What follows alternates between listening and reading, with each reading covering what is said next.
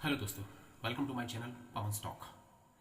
पिछले वीडियो में मैंने आपको इंग्लिश बोलना सीखने का सबसे तेज़ तरीका बताया था, एक इम्पॉर्टेंट टिप आपको दी थी। आज मैं आपको एक और टिप देने जा रहा हूँ। इस वीडियो को ध्यान से देखिएगा, मेरे साथ बने रहिएगा, क्योंकि आपको अगर इसको पूरा समझना है तो ये वीडियो आपके लिए बहुत इम्पॉर्टेंट है। तो चलिए शुरू करते हैं।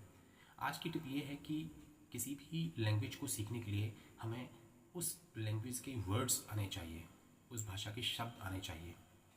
तो फिर शब्द हम कैसे कलेक्ट करें, वोकैब अपनी कैसे स्ट्रॉन्ग करें। तो इसके लिए मेरा सजेशन जो है आपके लिए वो ये है कि जब आपके पास डेली यूज़ के कई सारे सेंटेंस कलेक्ट हो जाएं और आपको ये महसूस हो कि अब मुझे कुछ नए सेंटेंसेस की ज़रूरत है जिनमें मैं कुछ अच्छे शब्द बोल पाऊँ, तो उसके लिए आपको वर्ड्स कलेक्ट करने पड़ेंगे और इसके लिए आपको एक नई एफ़र्ट करनी पड़ेगी। वो एफ़र्ट है कि आप दिन में जो भी पढ़ते हैं, लिखते हैं और सुनते हैं, धीरे धीरे आपको इन तीनों चीज़ों में इंग्लिश को इन्वॉल्व करना पड़ेगा। अगर आप न्यूज़पेपर पढ़ते हैं तो न्यूज़पेपर को आप इंग्लिश में पढ़ना शुरू कीजिए। किसी मैगज़ीन को पढ़ते हैं तो मैगज़ीन इंग्लिश में पढ़ना शुरू कीजिए।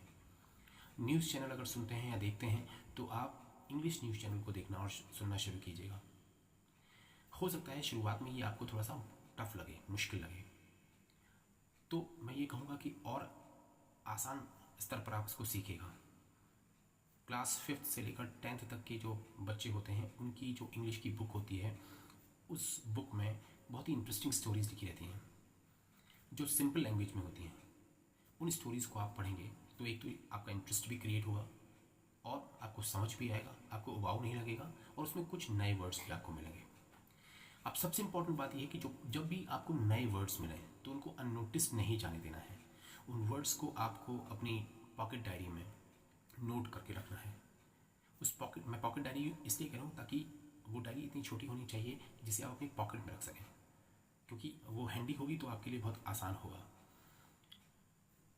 जब आप किसी दिन में अगर आप 10 वर्ड्स भी कलेक्ट करते हैं या 20 वर्ड्स भी कलेक्ट करते हैं, मुझे याद है कि जब मैंने पहली बार इंग्लिश न्यूज़पेपर पढ़ना शुरू किया तो मैंने पहला पैराग्राफ जब पढ़ा, मेरे हाथ में रेड पेन था और हर दूसरी तीसरी लाइन में मुझे वो वर्ड्स मिले थे जो मुझे नहीं आते थे, जो मेरे लिए एकदम नए थे, अनजान थे। मैं उन्हें अंडरलाइन करता था।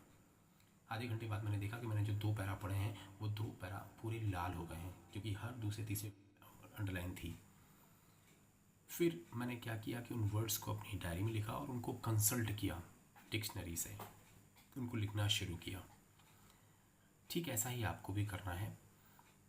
आपको उन वर्ड्स को लिख लेना है और डिक्शनरी से कंसल्ट करना है। डिक्शनरी से कंसल्ट करने के बाद उन वर्ड्स को आपको कम से कम 3 बार दिन में रिवाइज करना है। उनको अपनी आँखों के सामने से 3 बार गुजरने देना है। जब कोई भी चीज़ आपकी आंखों के सामने से बार बार गुजरती है तो वो आपके दिमाग पर असर डालती है, छाप छोड़ती है, आपके दिमाग में ज़्यादा देर तक रुकती है। तो जब वो वर्ड्स आप 3 बार रिवाइज करेंगे, फॉर एग्ज़ाम्पल उन वर्ड्स को आप यूँ समझ लीजिए कि वो वर्ड्स नहीं बल्कि दवा है जो आपको लेनी है। ठीक जैसे दवा हम लोग सुबह के खाने के बाद, दोपहर के खाने के बाद और शाम को खाने के बाद सोने से पहले लेते हैं, ठीक वैसे ही आपको उनको रिवाइज़ करना है। ब्रेकफास्ट टेबल पर आपको ब्रेकफास्ट से जस्ट पहले उन वर्ड्स को रिवाइज़ करना है। इसीलिए मैंने आपको बोला था कि पॉकेट डिक्शनरी रखिएगा या पॉकेट डायरी रखिएगा जिसमें आपने वो वर्ड्स लिखे हैं, ताकि आप कहीं भी हों उसको अपने पास रख सकें, साथ रख सकें। तो जैसे ही आप ब्रेकफास्ट टेबल पर पहुँचे, आपने उस डायरी को निकाला, ब्रेकफास्ट से ठीक पहले आपने उन वर्ड्स को रिवाइज़ किया। वो 10 हो सकते हैं, 20 हो सकते हैं, उन वर्ड्स को रिवाइज़ किया। उसके बाद लंच से ठीक पहले उन वर्ड्स को एक बार और रिवाइज़ कर लिया और शाम को रात में बिस्तर पर सोने से पहले आपने उन वर्ड्स को एक बार और रिवाइज़ किया। इस तरह से वो वर्ड्स आपकी आंखों से 3 बार होकर गुजरेंगे।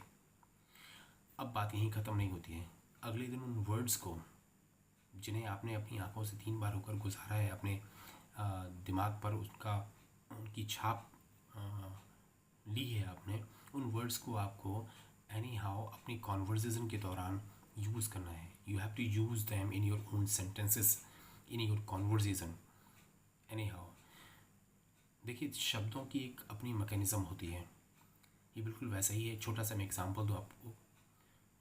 आप किसी पार्टी में जाएं या मार्केट प्लेस में जाएं और वहाँ किसी नए व्यक्ति से आपकी मुलाकात हो, हाय हेलो हो और थोड़ी सी बातचीत हो, थोड़ी सी जान पहचान आपकी हो जाए, उसके बाद आप दोनों लोग अलग अलग हो जाएं, फिर कई महीनों या कई सालों तक वो व्यक्ति दोबारा आपके सामने ना आए, आपको नज़र ना आए, आपसे मुलाकात ना हो, और एक दिन अचानक किसी मार्केट प्लेस पर या किसी पार्टी में फिर से वो आदमी आपको मिल जाए, तो आपको लगेगा कि मैंने इस व्यक्ति को कहीं देखा तो है पर याद नहीं आ रहा है कि इसका नाम क्या है, कौन है ये।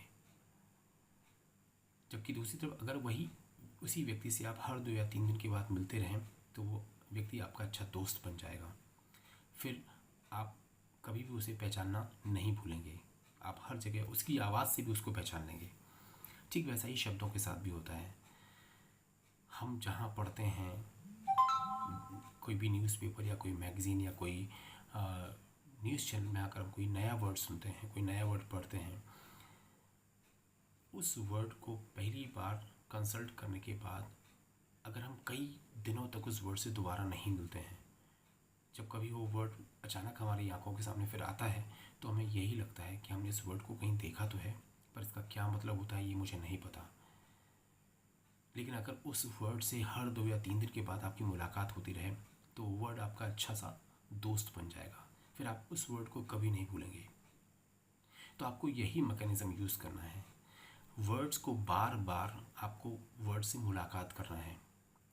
जो वर्ड्स आप कलेक्ट कर रहे हैं, डिक्शनरी से कंसल्ट कर रहे हैं, जब उनको आप यूज़ करेंगे हर 2 या 3 दिन में और किसी जगह किसी न्यूज़पेपर में या किसी टीवी न्यूज़ चैनल में या किसी स्टोरी में आप उन वर्ड्स को बार बार हर 2 या 3 दिन के बाद मिलेंगे, उनसे मुलाकात होगी, तो आप उन्हें पढ़ते ही समझ जाएंगे कि हाँ ये वही वर्ड है, इसको तो मैं जानता हूँ, इसका मतलब ये होता है।